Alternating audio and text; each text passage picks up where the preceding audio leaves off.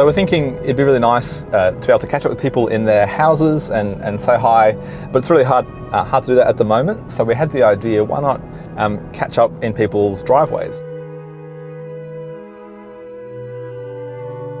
Today's Anzac Day. We thought maybe as a church we could just spend a few minutes thinking about Anzac Day. We might catch up with someone for whom Anzac Day is quite special.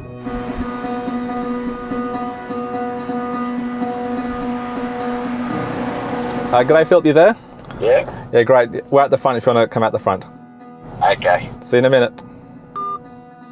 Anzac Day today, we didn't quite make it here in time for dawn, but were you out here this morning? We were out here this morning. I played last post and Rouse, which often was called Ravelli. There were actually people along the street. There was about 14 or 15 people, which surprised me, but that was nice, and they had their candles, and I played it a couple of times for them because they came up and listened. But it was very moving, and people remembered. Why is it important that we kind of celebrate and remember Anzac Day? I think there's three things. I think it's always important to remember that war is a scourge. It's the evidence, perhaps the worst sort of evidence there is of mankind's sinfulness, and it's a horrible thing. But we need to remember that, but we also need to remember that it's an opportunity, and has been over the decades and the centuries, an opportunity for people to serve each other and their country, and of course, for many of them, to pay the sacrifice, in some cases death, but in many cases coming home to a hell of sacrifice as they remember the horrors of war and the scourge of war.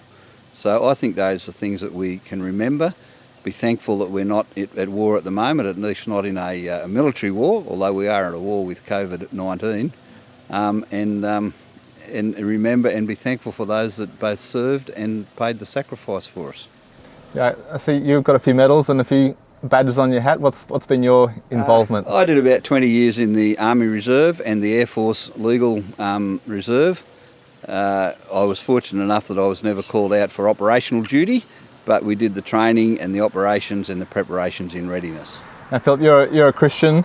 What difference does it make for us as Christians as we celebrate? Well, it always reminds me whenever I think of Anzac Day and the issue of service and sacrifice, it always reminds me, and this is a little replica of the Bible that was given out by Scripture Gift Mission to the soldiers in the First World War, and it reminds me of that verse in John that says, "Greater love hath no one than this, to lay down one's life for one's friends."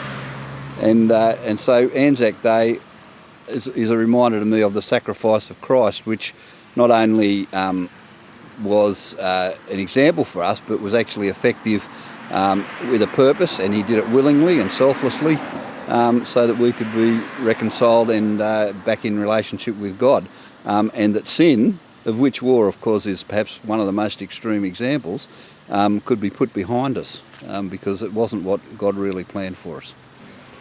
Phil, would you play the last post for us? We might Certainly. play that, have a minute's silence, Yeah. and then the Ravelli. Is that how it Okay. goes? Yeah.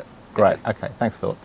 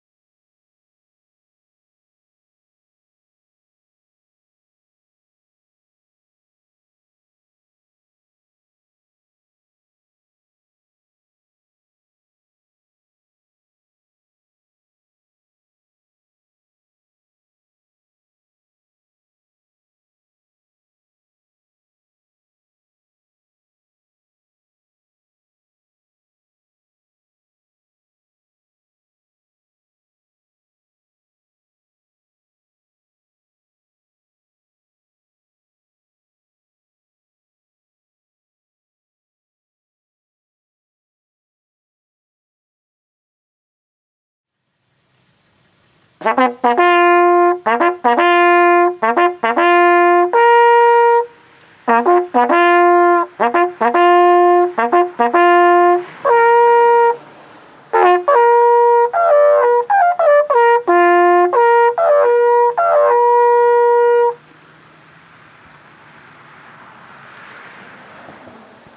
a while. Is that your bugle from? Oh, it was one I got issued with in the army and I never gave back. Yeah, great. I probably should have. Righto.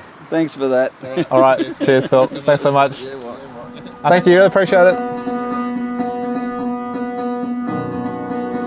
Great to reflect on the sacrifice of the Australian men and women who've served us over the years in all kinds of ways, and to think about the sacrifice that Jesus made for us as well.